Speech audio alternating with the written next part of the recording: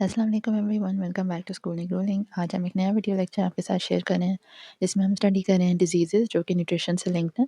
अगर आपके ज़हन में भी कोई डिज़ीज़ आती है तो आप उसको कमेंट सेक्शन में बता सकते हैं और हम कोशिश करेंगे उस पे भी वीडियो बनाएँ। ठीक है, तो आज का हमारा टॉपिक है प्रोटीन एनर्जी मैलन्यूट्रिशन। ये मोस्टली जो है उन एरियाज़ में देखी जाती है जहाँ पे फ़ेमाइन हो, मतलब खाने-पीने की कमी हो। ठीक है, वहाँ पे जो लोग हैं जिनके पास खाना होता ही नहीं है, एसेंशियली पॉवर्टी है, फूड इनसिक्योरिटी है, उन रीजन्स में ज़्यादा देखी जाती है। तो हम आज स्टडी करते हैं कि इसमें होता क्या है, ठीक है। सबसे पहले हम मैलन्यूट्रिशन की डेफिनेशन है जो कि वर्ल्ड हेल्थ ऑर्गेनाइजेशन ने दी है। इसमें यही है कि सेलुलर इम्बैलेंस होता है between the supply of nutrients and energy and the bodies demand. मतलब जो सप्लाई हमें मिल रही है न्यूट्रिएंट्स की, उसमें और जो बॉडी चाहती है, जो डिमांड करती है कि वो ग्रोथ, मेंटेनेंस और स्पेसिफिक फंक्शंस के लिए उसे मिले, उसमें इम्बैलेंस आता है। वो इक्वली उसको पूरा नहीं कर रहा होता है, तो मैलन्यूट्रिशन होती है, ठीक है। प्रोटीन एनर्जी मैलन्यूट्रिशन स्पेसिफिकली क्या है? ये एक फेटल बॉडी डिप्लीशन डिसऑर्डर है। आपकी बॉडी से मसल ख़त्म हो रहा होता है, ठीक है? और ये एक लीडिंग कॉज ऑफ डेथ है, स्पेशली बच्चों में इन डेवलपिंग कंट्रीज़। ये ठीक है, प्राइमरी प्रोटीन एनर्जी मैलन्यूट्रिशन और सेकेंडरी। प्राइमरी में मेन ये चीज़ होती है कि आपकी जो डाइटरी प्रोटीन की इनटेक है ना, मतलब जो आप खुद प्रोटीन लेते हैं डाइट के थ्रू, वो जो है ना इनसफिशिएंट होती है और इसमें एसेंशियल अमाइनो एसिड्स जो हैं उनकी अवेलेबिलिटी नहीं होती, ठीक है? अब सेकेंडरी में क्या होता है, उसमें ना किसी बीमारी की वजह से, कोई भी इशू की वजह से ना आपकी जो है ना अपटेक नहीं हो रही होती, प्रोटीन की यूटिलाइजेशन नहीं हो रही होती। हो सकता है बॉडी में जा रही हो, लेकिन वो यूटिलाइज़ ही नहीं हो पा रही होती फंक्शन के लिए, ठीक है। इसमें ये भी है कि आपकी प्रोटीन की नीड्स जो है वो बहुत इंक्रीज़ हो जाती है और मेटाबॉलिक लॉसेस ज़्यादा हो रहे होते हैं, क्योंकि ज़ाहिर है वो एब्ज़ॉर्ब हो नहीं रही। तो कुछ ना कुछ जो है फिर हम उसको जो है ना सब्स्टिट्यूट करने के लिए करना पड़ता है और फिर उसमें वही होता है कि इंक्रीज़ आपकी नीड्स होती हैं, लेकिन आपको वो लग नहीं रही होती, ठीक है। अब इसमें डिसऑर्डर्स कौन-कौन से इन्वॉल्व होते हैं? Disorders of protein energy malnutrition में हम प्राइमरी 2 ही स्टडी करते हैं, ठीक है, क्वेशरकोर और मरासमस। इसमें आपको साइड पे पिक्चर भी नज़र आ रही होगी, तो हम पहले स्टडी करते हैं क्वेशरकोर, ठीक है। इसको हम कहते हैं वेट पीईएम, ठीक है। ये आपको मैं आगे बताती हूँ इस वजह से कहते हैं। इसमें जो है ना प्रोटीन की डेफिशिएंसी होती है सबसे ज़्यादा। ये जो है मोस्टली एज 12 ये बच्चों में होता है जिनकी ब्रेस्ट फीडिंग डिसकंटिन्यू होती है, मतलब छोटा बच्चा जब वो मैच्योर थोड़ा-सा होना शुरू होता है, 12 महीने के बाद, 1 साल के बाद, तो इसमें होती है, ठीक है। क्वेशरकोर में ये होता है कि वेट फॉर एज जो है ना आपका कम होता है, 80% से कम होगा। और साथ क्या होगा, एडीमा। एडीमा होता है जब आपकी बॉडी में फ्लूइड भर जाता है, स्वेलिंग होती है, इसकी वजह से भी इसको वेट पीएम कहते हैं, ठीक है। अच्छा, इसमें हमारे पास क्या-क्या सिम्पटम्स आ जाते हैं, इसमें बच्चे की ग्रोथ प्रॉपर्ली नहीं हो रही होती। ये स्टमक जो है थोड़ा-सा आपको देखना है, इसमें स्वेल हुआ हुआ है, ठीक है। तो इसमें ना पानी भरा हुआ होता है, ठीक हो गया। मसल्स आपके वेस्ट होना शुरू हो जाते हैं, मतलब आपके बहुत पतले बाजू और टाँगें हो जाती हैं, क्योंकि उसमें मसल ही नहीं होता, मसल जो है ख़राब हो रहा होता है, वेस्ट हो रहा होता है। Moon face due to hanging cheeks, आपका जो फेस है ना, ठीक है, आपकी चीक्स से कहते हैं मुँह लटक सा गया है, वो उस वजह से होता है, ठीक है। लॉस ऑफ एपेटाइट, बच्चे को भूख नहीं लग रही, उसको यकीन को इरिटेशन हो रही होगी, तंग हो रहा होगा। बाल, स्किन, क्योंकि ज़ाहिर है ये भी प्रोटीन है, तो ये जो है ना फिर वो ख़राब होना शुरू हो जाते हैं, या तो रेड होना शुरू होंगे, येलो होंगे, मतलब कोई अबनॉर्मैलिटी आ रही होगी, कोई चेंज आ रहा होगा। लिवर जो है उसका साइज़ बढ़ जाता है, आपको एनीमिया होगा, मतलब आयरन की कमी होगी, हो सकता है बच्चों को डायरिया भी हो जाए साथ-साथ। इलेक्ट्रोलाइट के डिसऑर्डर्स फिर शुरू हो जाते हैं और इम्यून सिस्टम भी वीक हो जाता है, ठीक है। इसका ये भी है कि इसमें स्किन जो है ना वो जब ख़राब होती है, ज़रूरी नहीं वो कलर चेंज करे, उसका टेक्सचर भी चेंज हो जाता है, जैसे अंदर दिखाया हुआ है, स्केली सी स्किन हो गई है, एब्डोमेन स्वेल हुआ हुआ है और एंकल्स भी स्वेल हुए हैं। ये भी पानी भरने की वजह से होता है जिस्म में। अच्छा, नेक्स्ट है हमारे पास मरासमस।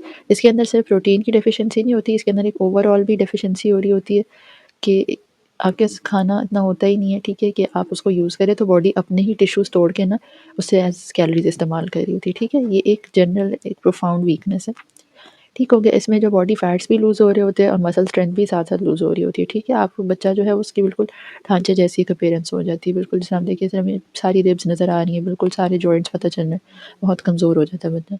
अच्छा, इसमें मरासमस में वेट फॉर एज जो है वो 60% से कम होगी, ठीक है, एक्सपेक्टेड।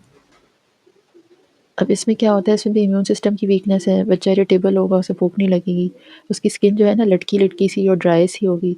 स्पार्स हेयर मतलब होता है कि कम-कम रह जाते हैं बाल, ठीक है, बाल गिरना शुरू हो जाते हैं। मेंटल रिटार्डेशन, बच्चे की ज़ाहिर है उस तरह ग्रोथ प्रॉपर हो नहीं रही, उसको खाना ही नहीं मिल रहा, तो आहिस्ता-आहिस्ता उसका ब्रेन फंक्शन भी कम होना शुरू हो जाता है। बिहेवियर रिटार्डेशन, वही बात है, इरिटेशन, तंगी, ज़ाहिर है वो सफ़र कर रहा है बच्चा, तो वो उसके बिहेवियर नॉर्मल तो नहीं रहेगा उस तरह। हाइपोथर्मिया, इसमें क्या होता है कि आपकी बॉडी का टेम्परेचर जो है ना वो कम हो जाता है, नॉर्मल से कम जाना शुरू हो जाता है, ठंडी जिस्म होता है इसमें। पल्स स्लो हो जाती है, ब्रीदिंग रेट भी स्लो हो जाता है और कैचेक्सिया भी होता है। ये सारे ना लॉस ऑफ मसल होता है, ठीक है। इसमें सेवियर मसल वेस्टिंग होगी, बिल्कुल वही बात है, ढांचे जैसा होगा बच्चा, स्किन उसकी रिंकल होना शुरू हो जाएगी, क्योंकि ज़ाहिर है अंदर से लॉस हो रहा है तो स्किन ऊपर से रिंकली सी और लटकी हुई हो जाती है। ऐसा लगता है कि सब बच्चे के ना कोई ओल्ड पर्सन फेस है, क्योंकि इतने रिंकल्स और उस तरह आए हुए होते हैं। ठीक हो गया। अब इनके कॉजेज़ क्या हो सकते हैं? एसेंशियली तो ये है कि पहले सबसे कॉमन चीज़ जो होती है, मतलब डाइट लो है प्रोटीन में, ठीक है? दूसरी हो सकती है कि वो एब्ज़ॉर्ब भी नहीं हो रही है, मेटाबोलाइज़ नहीं हो रही। तीसरा है सोशो इकोनॉमिकल स्टेटस, मतलब गुर्बत जिस जगह ज़्यादा होगी, लाइफ़स्टाइल चेंजेज़ जिधर अजीब से होंगे लाइफ़स्टाइल के हालात, ठीक है? प्रॉपर रहने की जगह नहीं है, खाने-पीने की नहीं है, पानी गंदा है, ये सारी चीज़ें जो है इम्पैक्ट करती हैं। कुछ मेडिकल कंडीशंस भी होती हैं जिसमें एसोसिएटेड है सिस्टिक फाइब्रोसिस, रीनल फेलियर, मतलब आप कहते हैं गुर्दों का फेल हो जाना, बचपन से कोई ना कोई मसला होना, जेनेटिकली हार्ट का कोई डिजीज़ है, ठीक है, न्यूरोमस्कुलर कोई डिजीज़ है, कोई साइकियाट्रिक डिजीज़ भी हो सकता है, ठीक है। अच्छा, इसमें हम ये साइड पे टेबल भी देख लेते हैं, इसमें ये मेंशन किया हुआ है कि सोशल इकोनॉमिकल और पॉलिटिकल इंस्टेबिलिटी, ठीक है, डेवलपमेंट ऑफ एजुकेशन नहीं है और हेल्थ सिस्टम नहीं है, ठीक है, गुर्बत है, प्रोडक्टिविटी कम है, एनर्जी कम है, डिजीज़, इन्फेक्शन, ये सारी चीज़ें जो है ना, ये एक साइकिल में चलती रहती हैं, एक लूप इसका चलता रहता है। अच्छा, हमने ये तो पढ़ लिया होता क्या है, क्यों होता है, लेकिन अब इसकी प्रिवेंशन कैसे की जाए?